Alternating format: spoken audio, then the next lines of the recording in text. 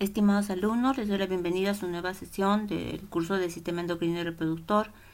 En esta oportunidad vamos a tratar todos los aspectos referentes al metabolismo del calcio, su relación con las hormonas, como la PTH, la vitamina D, la calcitonina. Vamos a comenzar hablando acerca del calcio y el fosfato.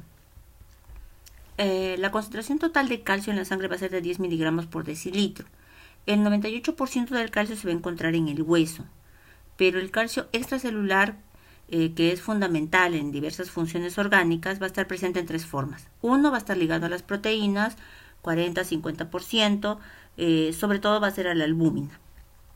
Entonces podemos ver aquí, va a haber otro 40-50% que va a estar como calcio ionizado, que es el calcio libre, y va a constituir más o menos 5 miligramos por decilitro, y otro calcio que está formando complejos con aniones, que más o menos va a ser un 10%, entre un 8 y 12%.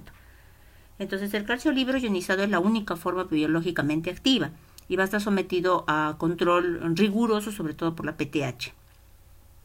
Si hablamos de hipocalcemia, estamos hablando de la disminución de la concentración plasmática de calcio, y la hipercalcemia sería el aumento. Y estas dos alteraciones las vamos a ver más adelante con un poco de detalle. Así como hemos dicho de que la PTH ejerce un control riguroso, es un control hormonal, pero también va a haber factores no hormonales que van a influir en la concentración del calcio total y del calcio ionizado. Y estos factores no hormonales van a ser la concentración de albúmina, el pH y la concentración de aniones. Entonces, en cuanto a la concentración de albúmina, lo que va a pasar es que si aumentan las proteínas, aumenta el calcio. Si disminuyen las proteínas, disminuye el calcio. Ya que estos 12 cambios van de forma paralela, en la misma dirección. Es un poco raro encontrarlo porque la concentración de proteínas, para que cambie, tiene que ser en procesos crónicos, que se desarrollan lentamente. Y esto generalmente no va a ocasionar que varíe la concentración del calcio ionizado, porque apenas se produce un pequeño cambio transitorio del calcio ionizado, la PTH va a estar regulándolo. Ahora, en cuanto al pH, también va a modificar el calcio ionizado, puesto que la albúmina, como estamos observando en esta diapositiva, va a tener sitios cargados negativamente, a los que se va a poder unir los iones hidrogenión o los iones calcio. En la acidemia va a haber exceso de iones hidrogenión, entonces se van a unir más a la albúmina y deja menos sitios para que se fije el calcio. Y por eso es que aumenta el calcio ionizado. En la alcalemia más bien hay deficiencia de iones hidrogenión, hay menos sitios unidos a la albúmina, y por eso estos sitios que han sido dejados por los iones hidrogenión van a ser utilizados por el calcio para fijarse en él. Y por lo tanto, pues si se fija el calcio, disminuirá el calcio ionizado. Los cambios en la concentración de aniones también van a alterar la concentración del calcio ionizado, porque si hay más, por ejemplo, fosfato, entonces se van a formar con el calcio más complejos y por lo tanto el calcio ionizado va a disminuir. Si disminuye más bien la concentración plasmática de fosfatos, entonces también el calcio va a dejar de estar en complejos y por lo tanto va a aumentar como calcio libre. Ya que hemos mencionado el fosfato, vamos a aprovechar para decir de que el 85% del fósforo corporal se va a encontrar en el esqueleto. También, o sea, el fosfato plasmático que va a intervenir en los procesos metabólicos, también va a estar en tres fracciones: unidad a proteínas, ionizado, formando complejos. La absorción del fósforo de la dieta es eficaz porque más o menos se absorbe el 70-80% de lo ingerido. Se va a eliminar sobre todo por el riñón, es el órgano que ejerce un control importante sobre el fósforo, y su reabsorción tubular va a ser entre un 50-90%. La cantidad de fosfato que se elimina en la orina va a depender de la dieta. Si llega una sobrecarga de fósforo, entonces lo que se va a hacer es que se va a eliminar. Este proceso es la fosfaturia. Y si la cantidad de fósforo que llega al riñón pues disminuye, entonces lo que va a ocurrir es la reabsorción a nivel del túbulo proximal. La PTH es una hormona que favorece la eliminación del fosfato en la orina.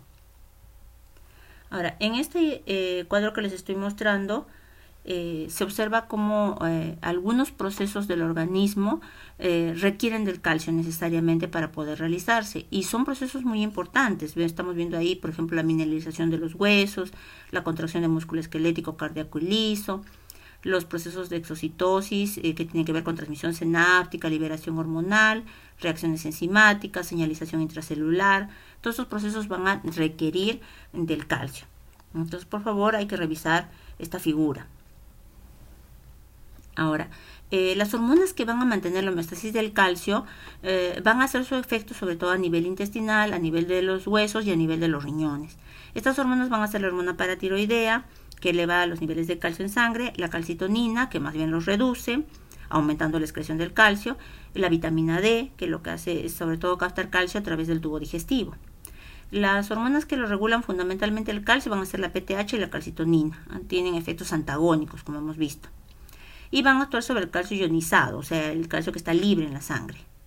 Lo que va a hacer las células paratiroideas va a ser detectar el calcio sérico a través de receptores, y si desciende los niveles de calcio sérico, pues va a liberar a la PTH. En esta tabla hay información acerca de la PTH, la vitamina D y la calcitonina, cómo se regulan, cómo hacen sus acciones óseas, renales, intestinales. Entonces sería bueno revisar este cuadro y después vamos a desarrollar esta información un poco más. Ahora, en cuanto a la distribución y los movimientos que hace el calcio en nuestro organismo, comenzaremos diciendo que la cantidad diaria recomendada de ingesta de calcio debe ser de 1 gramo para un adulto sano y 1.2 gramos para una mujer embarazada. En el caso de que la persona tenga un equilibrio cálcico, solamente se va a absorber el 20% del calcio que ingiere en la dieta. No va a requerir más. Entonces la absorción va a depender también de ciertas cosas, ¿no? Como por ejemplo el tipo de alimento. Mientras que la lactosa de la leche aumenta la absorción, por ejemplo la cafeína disminuye la absorción. La edad también es importante. En la juventud se absorbe más que en la tercera edad. Las hormonas como la vitamina D va a aumentar la absorción, y el embarazo y la lactancia son etapas en la vida de la mujer en las cuales también se ha visto que hay un aumento de la absorción del calcio.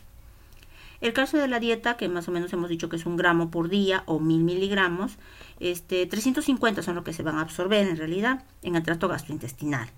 Este proceso va a ser estimulado por la vitamina D.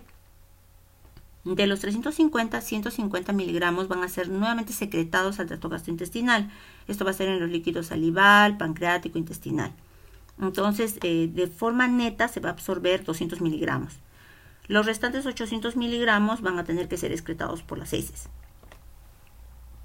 El calcio que se absorbe va a introducirse en el depósito de calcio del LEC. Se supone que la persona no tiene una ganancia o pérdida neta de calcio en el hueso. Hay un continuo remodelado en el que se forma hueso nuevo y el hueso antiguo es reabsorbido. Entonces, no hay ahí a nivel del hueso algún tipo de cambio. Para mantener el equilibrio del calcio, lo que sí hay es que los riñones tienen que excretar la misma cantidad de calcio que es absorbida en el tracto gastrointestinal. Es decir, si decimos de que son 200 miligramos lo que se absorbe de forma neta, son 200 miligramos lo que tiene que eliminarse a través del riñón. Entonces, al ir al riñón, el calcio se filtra y sufre una reabsorción también, ¿no es cierto? A nivel sobre todo del túbulo contorneado proximal y el asa de Henle. Y pues lo que se va a excretar habitualmente en la orina va a ser entre 170 a 200 miligramos. Ahora vamos a hablar acerca del hueso y su relación que tiene con el calcio, ¿no? Ahora, el hueso sabemos que es tejido conjuntivo, que es un tejido que es rígido, que es inflexible, que en su matriz extracelular pues hay sales de calcio, de fosfato, que esta rigidez que tiene el hueso se ha conseguido gracias a un proceso que se llama la mineralización. El hueso está muy vascularizado, tiene una gran actividad metabólica y tiene ciertas funciones, ¿no? Entre ellas la del soporte y protección del cuerpo y sus órganos, reservorio para los iones de calcio y fosfato.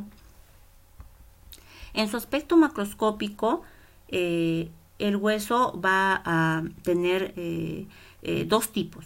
Uno va a ser el hueso compacto y otro va a ser el hueso esponjoso trabecular. En el compacto va a aparecer como una masa sólida, es la parte más externa del hueso, mientras que el hueso esponjoso es una red de espículas o trabéculas óseas, que se va a encontrar más bien hacia el interior y que va a delimitar ciertos espacios en los cuales se va a situar la médula ósea.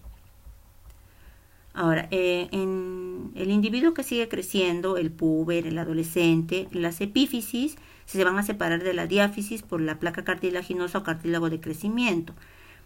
Tanto este como el hueso esponjoso adyacente conforman la zona de crecimiento que va a ser la responsable de la longitud del hueso en desarrollo, que este aumente hasta que le dé la talla definitiva a la persona. Entonces hay que revisar cuidadosamente las dos imágenes de esta diapositiva para identificar todas las estructuras que corresponden a la arquitectura del hueso. En cuanto a la parte microscópica, vamos a decir de que hay que recordar algunas de las cosas que ya se vio en estructura y función. Una de ellas, por ejemplo, es reconocer las ostionas o llamado el sistema de Havers, que se puede observar aquí en el dibujo y también aquí en esta microfotografía. Tenemos que recordar también el canal de Havers, que es el sitio por donde va a pasar un vaso sanguíneo que le va a proporcionar los nutrientes a los osteocitos, que son las células propias del hueso. Tenemos que recordar también a los canales de Boltzmann, que vienen a ser canales oblicuos o transversales que van a conectar un canal de Havers con otro. Tenemos que hablar también acerca de estas laminillas circunferenciales entre las cuales se van a encontrar estos osteocitos. La matriz ósea va a estar constituida por componentes orgánicos en un 35% e inorgánicos en un 65%. Entonces, esta matriz ósea que es orgánica, lo que va a contener van a ser fibras de colágeno de tipo 1 en un 90%. También van a haber proteoglucanos, condroitinsulfato, queratansulfato, ácido hialurónico. Y también puede haber proteínas no colágenas. La parte inorgánica del hueso va a estar representado por los depósitos de fosfato cálcico, lo que va a dar lugar a lo que va a ser los cristales de hidroxiapatita. Ahora, hemos hablado de las proteínas que son colágenas, ¿no? Ahora, las proteínas no colágenas de la matriz ósea son la osteocalcina, la osteopontina y la osteonectina, que van a ser sintetizadas por una célula de la cual vamos a hablar en un momento, que son los osteoblastos. Estas proteínas tienen propiedades para la mineralización ósea. La síntesis de estas, por ejemplo, se van a estimular gracias a la vitamina D. Los osteoblastos y los osteoclastos son células diferentes. Mientras que los osteoblastos se parecen más a epitelio, que tienen formas cúbicas, cilíndricas, que forman una sola capa, que van a recubrir todos los lugares de formación activa de hueso y van a depositar osteoide. Cuando terminan de realizar su función, se van a aplanar y se van a transformar en los llamados osteocitos, que son células muy ramificadas cuyo cuerpo ocupa pequeños espacios entre las laminillas de las que hemos hablado, ¿no es cierto? Los osteoclastos más bien no van a pertenecer al estirpe de células osteoprogenitoras. Los osteoclastos se van a originar a partir de la estirpe de células progenitoras de monocito macrófago, o sea que sus células precursoras en realidad son los monocitos, que van a llegar al hueso a través de la circulación y se van a fusionar en células multinucleadas. Pueden llegar a tener incluso hasta 30 núcleos. Entonces, los osteoclastos van a surgir mediante un proceso que va a ser regulado por los osteoblastos y por las células del estroma de la médula. Entonces, los osteoclastos son muy necesarios para lo que viene a ser la reabsorción del hueso, y esto lo van a hacer generando un entorno ácido, y este entorno ácido tiene que ser cerrado. Van a tener en su citoplasma gran cantidad de mitocondrias, pero también de vesículas acidificadas. Entonces, estos osteoclastos van a participar en lo que es la remodelación y la renovación ósea. Esto implica que haya primero un proceso de destrucción de matriz ósea para que luego sea sustituido por hueso nuevo. Esta sustitución va a estar dada más bien por los osteoblastos. Ahora, el osteoclasto va a ser una célula grande, como hemos dicho, va a ser producto de la fusión de varias células. Y como dijimos, va a tener que estar en un entorno ácido cerrado, que va a ser llamada la laguna de Howship o compartimento subosteoclástico. Acá, por ejemplo, en esta imagen lo que estamos observando viene a ser la célula madre, que es mesenquimal, que es la célula osteoprogenitora. Lo que va a hacer es dar lugar a los osteoblastos, que posteriormente se transforman en osteocitos. Mientras que el progenitor granulocito monocito va a ser el que va a dar lugar a la célula que luego se va a convertir en un osteoclasto activo. Y como vemos acá, va a estar sobre una laguna, ¿no es cierto?, haciendo resorción ósea.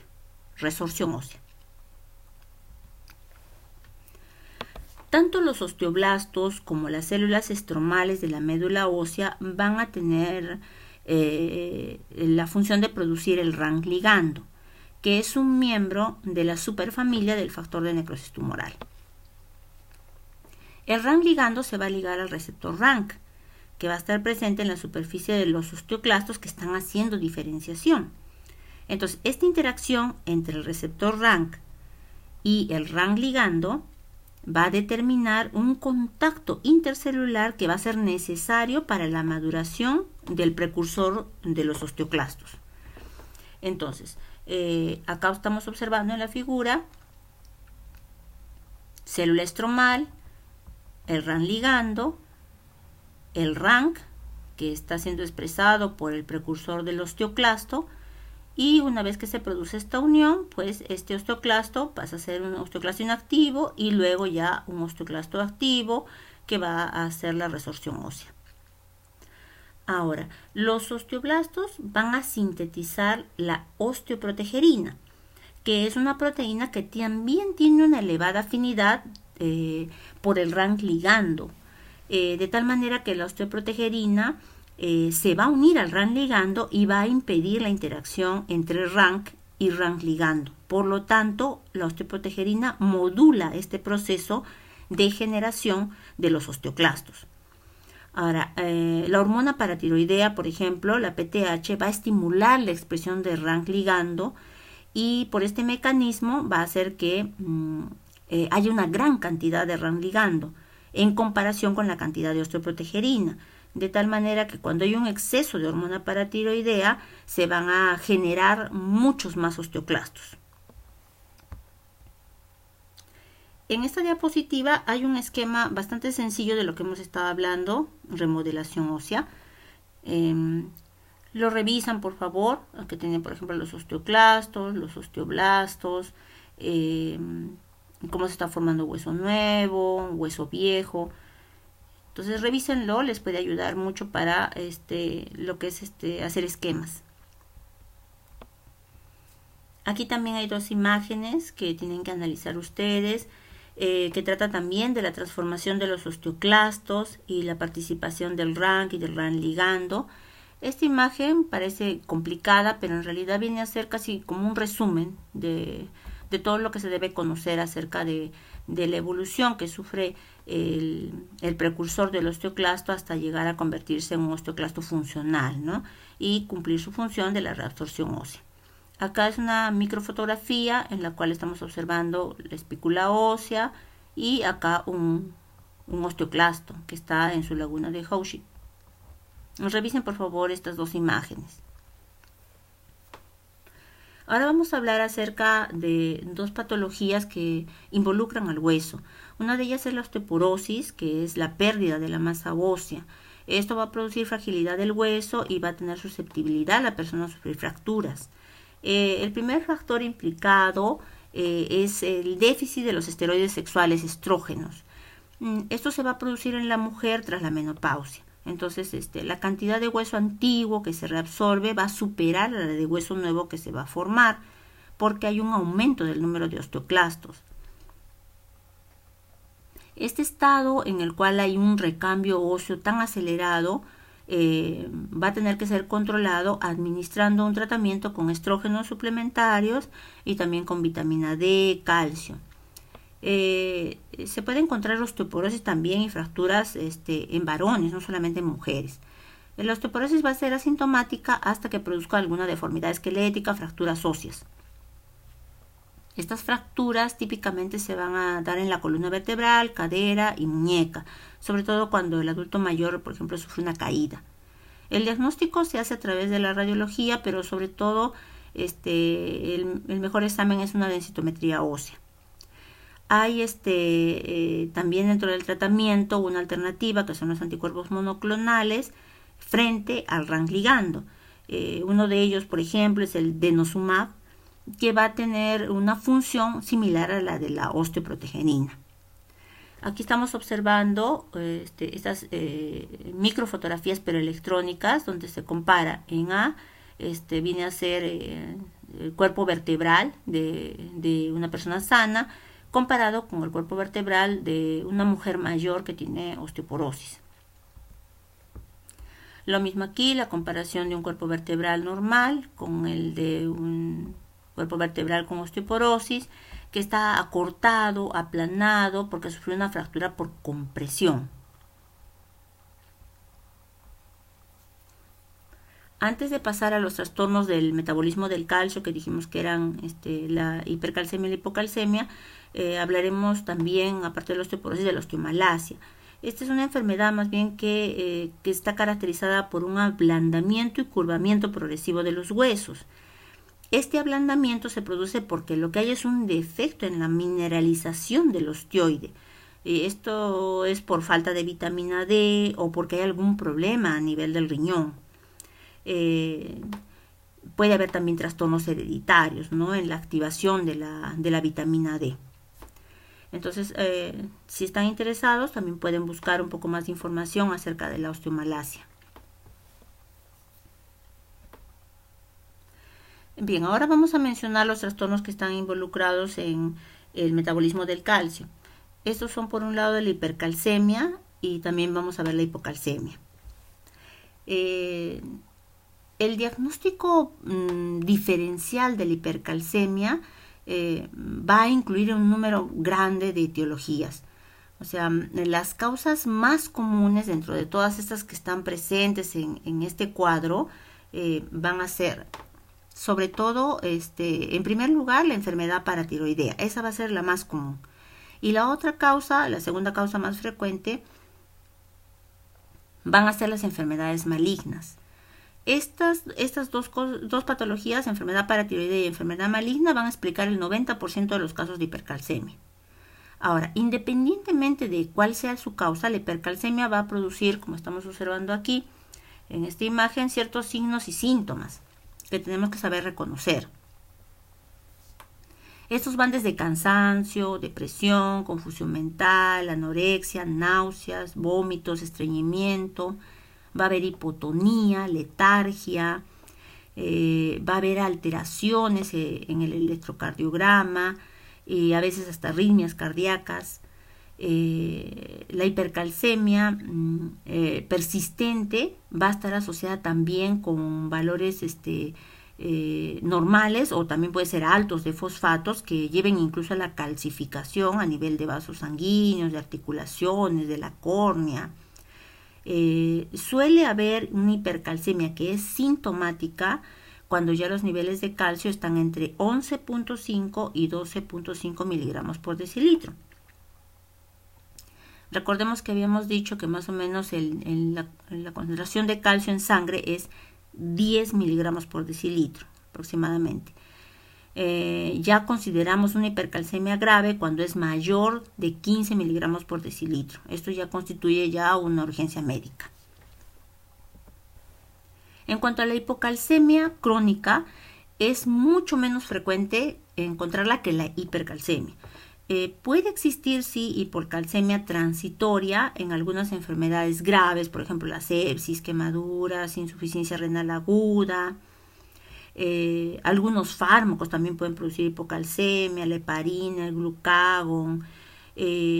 Pacientes con pancreatitis aguda presentan hipocalcemia durante la etapa de la inflamación aguda. Entonces, independientemente de lo que esté causando la hipocalcemia, va a haber síntomas neuromusculares y neurológicos. Van a comprender los espasmos carpopedales, como por ejemplo estamos observando aquí en esta fotografía, que va a estar, se denomina, mejor dicho, esto el signo de Trousseau. También hay el signo de Chebostek. Ambos son bien característicos de lo que es la hipocalcemia. Se ha descrito también que con hipocalcemia hay la posibilidad de una parada cardiorrespiratoria. Puede haber incluso hasta aumento de la presión intracraneal con papiledema. Va a haber alteraciones intelectuales, irritabilidad, trastorno de memoria, depresión, psicosis. También va a haber alteraciones electrocardiográficas, el electrocardiograma, diferentes a las que produce la hipercalcemia. Se aprecian también que va a haber espasmos intestinales, mala absorción. La manifestación ocular más común en la hipocalcemia va a ser el desarrollo de cataratas. También puede haber la calcificación de tejidos blandos, de ganglios basales. Entonces, tanto la hipercalcemia como la hipocalcemia las vamos a nombrar cuando veamos las alteraciones que se producen en cuanto a las hormonas que tienen que ver con el metabolismo del calcio. Vamos a hablar ahora de la glándula paratiroides y de la hormona que produce, que es la PTH o paratormona.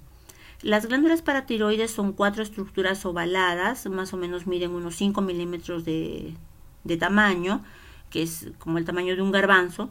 Están incluidas en la cápsula tiroidea, están por detrás de la tiroides, a nivel de los 2 lóbulos laterales. Estamos observando esta vista que es posterior, y ahí estamos observando las glándulas paratiroides detrás de la parte posterior de la tiroides. Van a estar en el tejido conectivo, como hemos dicho, de la glándula tiroides, y ellas mismas van a tener su propia cápsula también, que va a emitir unos tabiques que va a dividir a la paratiroides en lobulillos. El tejido conjuntivo va a contener adipocitos que van a aumentar con la edad, y va a haber, por supuesto, una extensa red de capilares fenestrados. Estas glándulas se describen como pares superior y pares inferior. 2 arriba, 2 abajo supuestamente. Pero el número en realidad de las glándulas paratiroideas puede variar. Pueden ser entre 2 y 6, es normal. La localización de la pareja de glándulas paratiroideas inferior puede cambiar. Van a estar perfundidas por ramas de la arteria tiroidea inferior. Entonces, histológicamente, su parénquima va a estar formado por células principales y por células oxifílicas, esos 2 tipos de células. Acá las observamos, por ejemplo, en un dibujo, ¿no es cierto? Estos 2 tipos de células, las oxifílicas, más grandes, las células principales un poco más pequeñas, capilares. Acá estamos observando más bien una microfotografía, donde también observamos las principales, se ven más moraditas porque son más pequeñas, y mientras que las oxifílicas se ven de un color un poco rosado, porque tienen más citoplasma. Y acá, como ven, es un esquema bastante simple, ¿no? Que también está representando a la glándula paratiroides. Entonces, estas 2 células son las que van a conformar a esta glándula.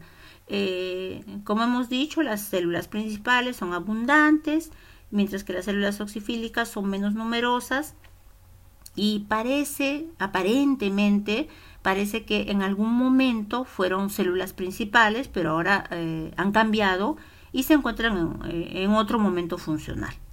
En realidad, las que nos interesan son las células principales. Estas son las que van a producir a la paratormona. La paratormona va a ser una hormona peptídica, va a tener 84 aminoácidos. Su síntesis va a ser continua, igual que su liberación. Más o menos van a ser unos 6 a 7 pulsos sobrepuestos cada hora. El 70% de su liberación se presenta como una fase continua o tónica y 30% es secreción pulsátil. El riñón y el hígado son los que van a metabolizar a la PTH y van a formar fragmentos aminoterminales o carboxiterminales. Los aminoterminales son los fragmentos biológicamente activos. Solamente construyen el 10% de los fragmentos circulantes de la PTH. Tienen un tiempo de vida media muy corto, 4 a 20 minutos. Los otros fragmentos, que son los carboxiterminales, constituyen el 80% de los fragmentos circulantes, pero no tienen actividad biológica. La hormona intacta solamente representa el 10% de los tipos de PTH circulante. Ahora, el papel de la hormona paratiroidea, como hemos dicho, es regular la concentración de calcio en el líquido extracelular, es decir, en el plasma o en el suero. Cuando disminuye la concentración plasmática de calcio, entonces se va a producir que esta glándula paratiroides secrete PTH para volver el calcio a sus niveles normales. La PTH va a tener acciones sobre hueso, sobre riñón y sobre intestino, de forma coordinada sus acciones para aumentar la concentración de calcio. Cuando la concentración se halla dentro de la normalidad, o sea, más o menos unos 10 miligramos por decilitro o es algo superior, la PTH se secreta solamente a un nivel basal. Cuando disminuye por debajo de 10 miligramos por decilitro, se estimula la secreción. Y las tasas máximas de secreción de PTH se dan cuando el calcio disminuye más o menos a un nivel de 7,5 miligramos por decilitro. Realmente quien está regulando la secreción de la PTH va a ser el calcio ionizado, o sea, el calcio libre. Y la respuesta que tienen las glándulas paratiroides para secretar PTH cuando disminuye el calcio ionizado es muy rápida, se produce en segundos. Entonces hay que analizar este gráfico. Estamos observando acá, por ejemplo, que entre menos calcio haya, en este caso están considerando el calcio total, pero el calcio ionizado es el que sobre todo produce la secreción de la PTH. Cuando el calcio está disminuido, la velocidad de secreción de la PTH es máxima, ¿no? A medida que el calcio avanza a un valor normal, la secreción de PTH va disminuyendo, va en caída. Ahora, lo que van a detectar las células principales de la glándula paratiroides es la disminución del calcio extracelular. No es una disminución en el calcio intracelular. Por eso, el mecanismo de la secreción de PTH se explica diciendo de que la membrana de la célula paratiroidea lo que va a contener son receptores que van a ser detectores del calcio. Estos receptores van a ser acoplados a proteína G. Cuando la concentración del calcio extracelular aumenta, entonces el calcio se une al receptor. Y por lo tanto se inhibe la liberación de PTH. Más bien, cuando el calcio se encuentra en bajas concentraciones, entonces deja libre al receptor y por lo tanto aumenta la liberación de PTH. No hay que olvidar de que también hay otros factores que influyen en esto, como vienen a ser, miren, el magnesio y el fosfato. Ahora, las acciones de la PTH que se realizan para nuevamente regresar los niveles de calcio a un valor normal van a ser sobre todo a nivel de hueso, de riñón y de intestino. Acá tenemos dos imágenes que están representando prácticamente lo mismo. Pueden elegir cualquiera para practicar sus esquemas. Entonces diremos de que a nivel, por ejemplo, del hueso, los receptores de la paratormona se van a localizar en los osteoblastos, no en los osteoclastos. Entonces, inicialmente la PTH incrementa la formación de hueso porque actúa directamente sobre los osteoblastos, pero una segunda acción a largo plazo se da sobre los osteoclastos. Por eso es que al final la PTH lo que hace es causar un aumento de la resorción ósea. Esta segunda acción sobre los osteoclastos es indirecta y va a estar mediada por citocinas que van a liberar los osteoblastos. El efecto global de la PTH sobre el hueso va a ser promover de todas maneras la resorción ósea, liberando tanto fosfato Ale como el calcio. Ahora, a nivel del riñón, la PTH tiene dos acciones. Por un lado, inhibe la reabsorción del fosfato. Entonces, como la inhibe, va a causar fosfaturia. Esta acción fosfatúrica de la PTH es fundamental porque el fosfato que ha salido del hueso tiene que ser excretado por la orina. De otro modo, este fosfato se uniría al calcio, que también ha salido al LEC, o sea, líquido extracelular, y formarían complejos. Una segunda acción que se hace en el riñón es que la PTH va a estimular la reabsorción del calcio. Esta segunda acción renal de la PTH tiene lugar en el túbulo contorneado distal. Entonces, excreta el fosfato y reabsorbe el calcio. Ahora, a nivel del intestino, lo que va a hacer es que la PTH no va a tener acciones directas, pero indirectamente va a estimular la absorción intestinal del calcio porque va a activar la vitamina D, como vamos a ver más adelante. Entonces, lo que hace es estimular a esta hidroxilasa renal, que es la enzima que va a convertir una de las formas inactivas de la vitamina D a la forma activa. Y esta, más bien, la forma activa de la vitamina D, es la que va a estimular la absorción intestinal de calcio. Ahora, en cuanto a las enfermedades relacionadas a la glándula paratiroides, vamos a tener varias. Aquí ustedes están observando un cuadro que es del libro Constanzo, que tienen que revisarlo cuidadosamente. Diremos algunas cosas acerca de estas enfermedades que pueden ser ocasionadas tanto por el aumento como por la disminución de la PTH. En primer lugar, vamos a tener, por ejemplo, el hiperparatiroidismo primario. Primario quiere decir que se da en la propia glándula paratiroides. Entre lo más habitual es que sea causado por un adenoma.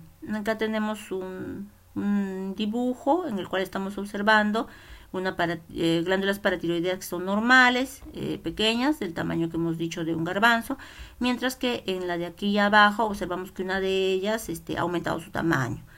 Y aparentemente podría ser un adenoma.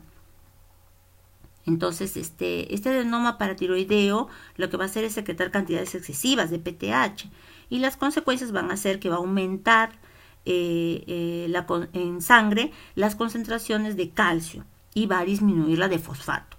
La hipercalcemia va a ser por la resorción ósea que se da, el aumento de la reabsorción del calcio a nivel del riñón.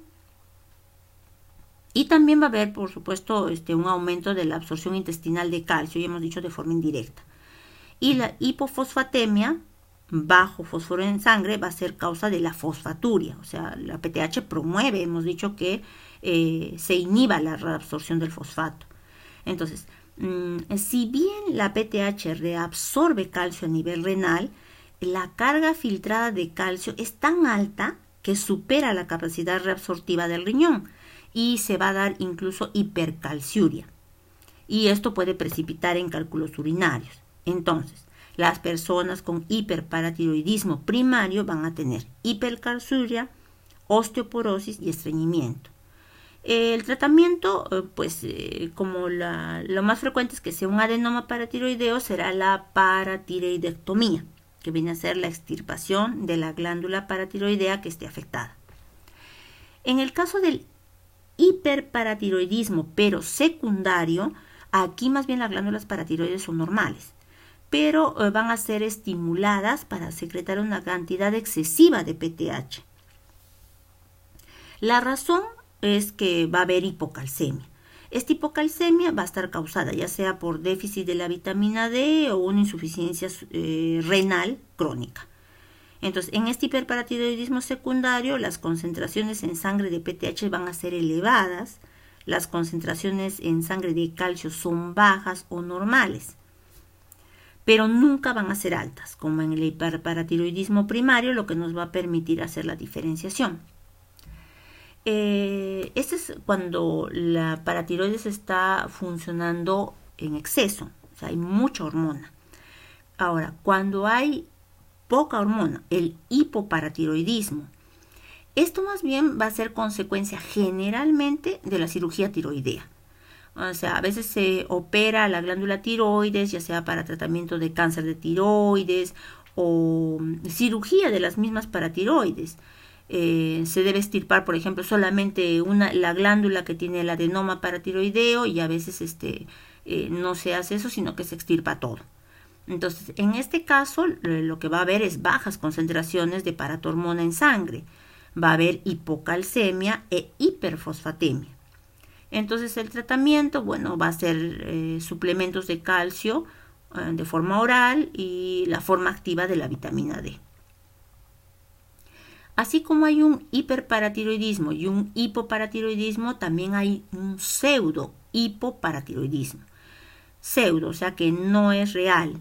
Este es un trastorno hereditario de carácter autosómico dominante. Lo que va a pasar aquí es que lo que está defectuoso va a ser el receptor, que va a estar acoplado a proteína G, GS, para la paratormona, tanto en riñón como en hueso. Entonces, la paratormona no se va a poder unir a su receptor en esos tejidos y por lo tanto no va a poder hacer sus acciones fisiológicas. Como resultado va a aparecer igual hipocalcemia e hiperfosfatemia, igual que decíamos en el hipoparatiroidismo, pero la causa va a ser diferente.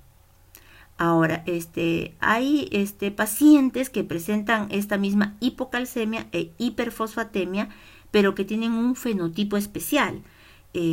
Hay estatura corta, cuello corto, obesidad, calcificación subcutánea, acortamiento de los cuartos metatarsianos y metacarpianos, y este fenotipo unido a la hipocalcemia y la hiperfosfatemia se denomina osteodistrofia hereditaria de Albright. Otra de las patologías que se puede presentar en cuanto a la paratormona viene a ser la hipercalcemia humoral de enfermedad maligna. O sea, es una hipercalcemia que se produce por una enfermedad maligna. Y los tumores malignos que generalmente están involucrados pueden ser de pulmón, de mama. Lo que hacen es secretar un péptido que está relacionado con la paratormona.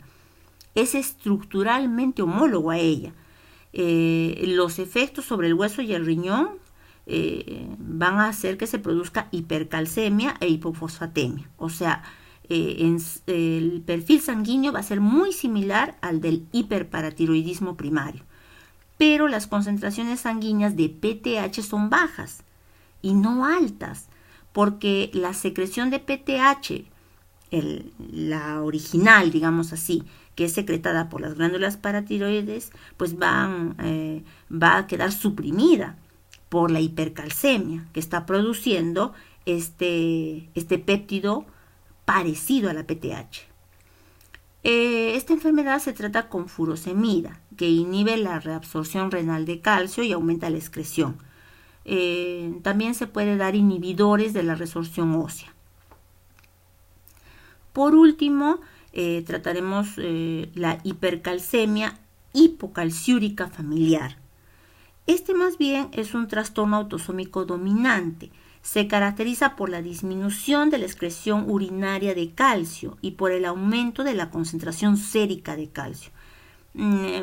Esto va a estar causado por mutaciones inactivantes de los receptores detectores de calcio en las glándulas paratiroides. ¿Se acuerdan que estos receptores se unían pues al calcio? Y esto era lo que determinaba si se secretaba o no la PTH. Como estos receptores están defectuosos, entonces van a detectar de modo incorrecto las concentraciones séricas de calcio. Muchas veces el calcio está elevado y lo detectan como normal. y producen reabsorción de calcio, lo que no es necesario, ¿no? A veces también pueden considerar incorrectamente la elevación de calcio sérico como normal y por lo tanto la secreción de la PTH no se va a inhibir como ocurre en las personas sanas. Entonces, haciendo como un pequeño resumen de lo que hemos tratado, las enfermedades relacionadas a la glándula paratiroides va a ser hiperparatiroidismo, que puede ser primario o secundario, hipoparatiroidismo, que generalmente se da por extirpación de las glándulas en cirugía, el pseudo hipoparatiroidismo, la hipercalcemia maligna y la hipercalcemia hipocalciúrica familiar. Esas son las enfermedades que están ligadas a la glándula paratiroides y la PTH. En esta diapositiva de acá, por ejemplo, les he puesto un esquema muy sencillo que está representando el hiperparatiroidismo primario y secundario. Aquí estamos viendo en el primario, puede tratarse de un carcinoma, un adenoma, una hiperplasia. Lo más frecuente es que sea un adenoma. Y en el caso de la secundaria, más bien puede ser por deficiencia de la vitamina D o por una falla renal. Aquí más bien estamos mostrando un examen de imágenes, viene a ser una gamografía, donde se ha utilizado tecnesio 99. Este ha sido captado por las glándulas paratiroides y se está observando que este paciente sí pues está presentando acá un adenoma paratiroideo, el que está mostrado en la flecha. Entonces estas gamografías preoperatorias son muy útiles para distinguir los adenomas de lo que es una hiperplasia paratiroidea. Ahora, aquí lo que les estoy mostrando es un cuadro donde nos dan algunos valores que son muy importantes porque son de exámenes que suelen pedirse para valorar la función endocrina en cuanto al calcio y la PTH. Entonces aquí tenemos, ¿no?, el intervalo normal. Nosotros decíamos de que el calcio plasmático debía ser 10 miligramos por decilitro, pero sabemos que en medicina hablamos de intervalos. Entonces aquí está, de 8.5 a 10.5. Lo mismo tienen los valores de fosfato, fosfatasa alcalina y en qué anomalía pueden estar alterados estos valores. Ahora vamos a hablar de la segunda hormona que regula el metabolismo del calcio, que es la vitamina D. En su forma activa se le conoce como 1,25 dihidroxicolecalciferol. Entonces decimos que es la segunda hormona porque la primera es la que acabamos de tratar, que es la PTH. Sus funciones vamos a ver que son diferentes, puesto que mientras que la PTH lo que busca es mantener la concentración plasmática del calcio, lo que hace la vitamina D más bien es promover la mineralización de hueso nuevo. Entonces sus acciones van a ser tanto sobre el calcio como el fosfato, para que estos dos puedan ser depositados en el hueso nuevo. Entonces va a haber dos fuentes de colecalciferol en el organismo. Este puede ser ingerido en la dieta o también puede ser sintetizado en la piel a partir del 7 de hidrocolesterol. Esto en presencia de luz ultravioleta. Es necesaria la exposición al sol, que en realidad no debe ser más de 15 minutos diarios. El colecalciferol es fisiológicamente inactivo. Entonces tiene que ir al hígado para allí sufrir la primera hidroxilación. Esta primera hidroxilación se va a producir en el retículo endoplasmático y va a requerir de NADPH, oxígeno y magnesio, pero no del citocromo P450. Se va a transformar en 25-hidroxicolecalciferol. Este se va a unir a una alfa-globulina en el plasma y va a ir por circulación. Va a ir hacia el riñón, donde va a ser sometido a otra hidroxilación. Esta hidroxilación puede ser en la posición C1, produciendo la hormona fisiológicamente activa, que es la 1,25 dihidroxicolecalciferol, o también puede ser hidroxilada en la posición C24. que lo que daría más bien sería a la 24-25 dihidroxicolecalciferol, que viene a ser la vitamina pero inactiva. La hidroxilación en C1 va a estar catalizada por una enzima muy importante, que es la 1-alfa hidroxilasa. Y como estamos viendo aquí en la flecha roja, esta enzima que va a llevar a formar la vitamina D activa va a estar regulada por 3 factores. Uno va a ser la disminución de la concentración plasmática de calcio, el segundo va a ser el aumento en la concentración circulante de PTH y el tercero la disminución de la concentración plasmática de fosfato. Entonces, esta segunda hidroxilación de la que estamos hablando en C1 se va a producir en las mitocondrias renales y va a requerir aquí sí de NADPH, de oxígeno, y aquí el citocromo P450 sí tiene una participación. Ahora, ¿de qué va a depender que se sintetice el metabolito activo o inactivo? Esto va a depender del calcio en sangre. Si la cantidad plasmática de calcio es normal, se sintetiza más que nada el metabolito inactivo, porque no hay necesidad de que se reabsorba calcio. Pero cuando la cantidad de calcio es insuficiente, entonces de preferencia se va a sintetizar el metabolito activo. Acá tenemos la función general de la vitamina D, la activa, o sea, la 1,25-dihidroxicolecalciferol, que es aumentar las concentraciones plasmáticas tanto de calcio como de fosfato, ambas. La vitamina D va a tener acciones sobre riñón, sobre intestino y sobre hueso. Hay que recordar que esta es una hormona que es esteroidea. Entonces, va a requerir su mecanismo de acción, la estimulación de transcripción genética. Entonces, a nivel de intestino, el 1,25-dihidroxicolecalciferol va a actuar principalmente aumentando la absorción de calcio y de fosfato. Para eso, lo que va a hacer es promover la síntesis de una proteína de unión al calcio dependiente de la vitamina D, que es la calvindina D28K, la que estamos observando aquí. Entonces, esta es una proteína citosólica a la que se pueden fijar hasta 4 iones de calcio. El calcio va a difundir desde el lumen al interior de la célula a favor del gradiente electroquímico, y ya en el interior de la célula, unido a la calvindina, va a atravesar todo el citoplasma y va a ser bombeado hacia la sangre para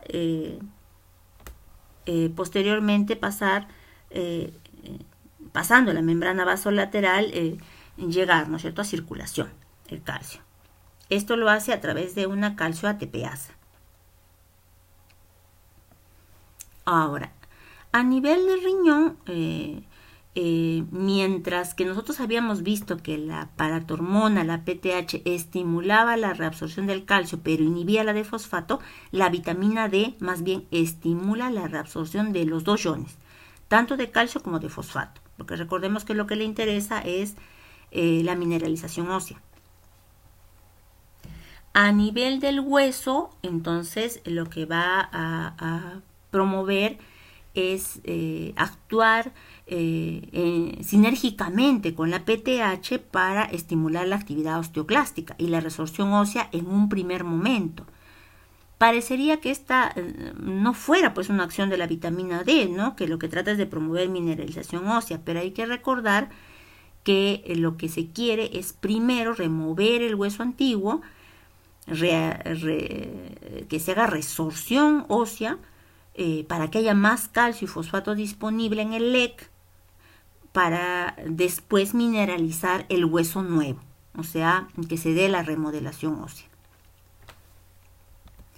En cuanto a la fisiopatología de la vitamina D, lo que vamos a tener es que en los niños la deficiencia de vitamina D va a producir raquitismo, que es una afección en la que hay cantidades insuficientes de calcio y fosfato para mineralizar los huesos que están en crecimiento. El raquitismo se va a caracterizar por un crecimiento insuficiente y deformidades esqueléticas.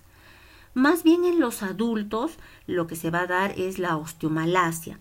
En esta se va a producir un fracaso en la mineralización del hueso nuevo, porque constantemente nuestros huesos están siendo resorción del hueso antiguo y formación de hueso nuevo. Esto ya no se da. Entonces se va a producir un ablandamiento de los huesos de carga, ¿no? Aquellos que soportan el peso. Hay también la resistencia a la vitamina D, que puede ser causada por la ausencia congénita de la 1-alfa-hidroxilasa. Pero es más frecuente que haya insuficiencia renal crónica y que esto esté originando otra de las fisiopatologías que tienen que ver con la vitamina D. Acá estamos observando primero unas microfotografías que están comparando la unión aquí costocondral, o sea, de la parte ósea y de la parte cartilaginosa, cómo la parte cartilaginosa se va poco a poco transformando en hueso, y esta pertenece a un niño sano, mientras que la otra es a un niño con raquitismo. Observamos que hay diferencia, ¿no? Porque se ve esta imagen más desordenada, con falta de mineralización. Estas partes que están más claras indican que no hay el depósito de calcio y de fosfato. Y bueno, estamos observando también a este niño que tiene pues un arqueamiento de los miembros inferiores. Y eso generalmente sucede cuando los niños comienzan ya a pararse y cargan el peso de su cuerpo en los miembros inferiores. Como tienen una deficiencia de mineralización, estos huesos no van a ser duros, sino van a ser blandos y se van a curvar con el peso del niño. Ahora vamos a tratar la última hormona que está involucrada en el metabolismo del calcio, que es la calcitonina. Esta calcitonina va a ser secretada por las células parafoliculares o células C, las que están marcadas aquí. Esto es la glándula tiroides. Entonces son parafoliculares porque, como vamos a ver después cuando hagamos glándula tiroides, estos van a ser los folículos tiroideos, todo esto, ¿no? Folículo tiroideo, y entre folículo y folículo tiroideo está la célula C o parafolicular. Estas células C tienen su origen en la cresta neural y, como hemos dicho, van a producir la calcitonina. Ahora, la calcitonina es un péptido. El gen de la calcitonina va a dirigir la síntesis de preprocalcitonina y un péptido señal que se va a escindir, como en todas las hormonas peptídicas, para producir la procalcitonina, una prohormona. Luego se eliminan otras secuencias peptídicas y la hormona final, la calcitonina, se almacena en unos gránulos secretores para posteriormente ser liberada. Su liberación va a estar regulada por los niveles de calcio, que van a ser captados por un receptor de calcio en las células parafoliculares. Sus acciones, como hemos dicho, van a ser acciones que antagonizan a las de la PTH. Entonces, el principal estímulo para la secreción de la calcitonina es el aumento de la concentración plasmática de calcio. Los aumentos de calcio plasmático por arriba de 9 miligramos por decilitro estimulan su liberación. Entonces va a tener un tiempo de vida media corto, de alrededor de 5 minutos. Luego es metabolizada y eliminada por el riñón. Su función biológica principal es disminuir entonces las concentraciones plasmáticas de calcio y fosfato, sobre todo disminuyendo la resorción ósea. Sus dos órganos blancos son el hueso y el riñón, como estamos viendo acá, hueso y riñón. Y lo que va a hacer a nivel de los riñones es que va a inhibir la reabsorción de calcio y fosfato. Entonces el resultado final va a ser que se excreten ambos, tanto la excreción de calcio como la excreción de fosfato. Y en el caso del hueso, lo que va a hacer fundamentalmente la calcitonina es actuar sobre los osteoclastos. Los inhibe en forma rápida, directa, inhibe su motilidad, evita su diferenciación, induce la pérdida de su borde criboso, el que da hacia la laguna de Howship, inhibe que se activen, reduce su número a largo plazo, o sea, inhibe estas células, impidiendo todas las etapas de la resorción ósea. Hace esto para evitar que se libere el calcio y el fosfato del hueso hacia la sangre. Entonces el nivel de calcio pues se va a reducir, ¿no? Los efectos celulares de la calcitonina van a estar mediados por receptores acoplados a proteína GS. Se unen al receptor, la calcitonina estimula la dinatociclasa, incrementa el AMP cíclico, activa a la proteinquinasa A y luego a la fosfolipasa C. Ahora, la calcitonina no es esencial para la regulación del calcio como sí lo es la PTH. O sea, esto se sabe porque no hay ninguna secuela conocida de su carencia o de su exceso. Ni la extirpación de la glándula tiroidea junto con las células parafoliculares, cuando se realiza, por ejemplo, la tiroidectomía, o cuando se da, por ejemplo, un carcinoma de células medulares, secretor de calcitonina, ninguna de estas situaciones modifica de manera significativa el equilibrio cálcico. Así que aparentemente la calcitonina no tiene una participación esencial. Más bien sí se usa para reducir, por ejemplo, el dolor asociado a fracturas vertebrales y tratar enfermedad de Payet, que es un trastorno que tiene una resorción ósea excesiva y hay hipercalcemia. También se puede utilizar para la osteoporosis por su capacidad para inhibir la resorción ósea por parte de los osteoclastos. En este cuadro lo que tenemos es otras hormonas que también participan en la regulación del calcio. No solamente tenemos, las tres principales están aquí arriba, ¿no? Que vienen a ser la PTH, la vitamina D y la calcitonina, que son las que hemos tratado, pero no son las únicas. También vemos que intervienen los esteroides sexuales, la hormona del crecimiento, la hormona tiroidea, la prolactina, los glucocorticoides y hasta las citoquinas inflamatorias, ¿no? Entonces, hay otras hormonas que también están participando en la regulación del calcio y en el metabolismo óseo. Entonces, esto se encuentra desarrollado en el libro Fisiología Endocrina de Patricia Molina. Entonces, pueden leerlo de allí, el contexto de este cuadro. Esta otra figura lo que tiene más bien es un resumen de lo que acabamos de ver en esta sesión, ¿no? Las acciones que tiene la hormona paratiroidea, la calcitonina y la vitamina D sobre el calcio. Entonces es un cuadrito muy parecido a otro que habíamos visto anteriormente cuando iniciamos la clase, donde nos habla acerca de cuál es la respuesta que dan estas hormonas frente al calcio, tanto a nivel renal, óseo y a nivel intestinal. Les agradezco mucho, estimados alumnos, su atención. Los quiero invitar a revisar la bibliografía para que amplíen sus conocimientos sobre este tema, que es bastante amplio. Y quiero que recuerden que el video solo es una guía, una orientación. Lo más importante es que complementen con la lectura de sus libros. Gracias.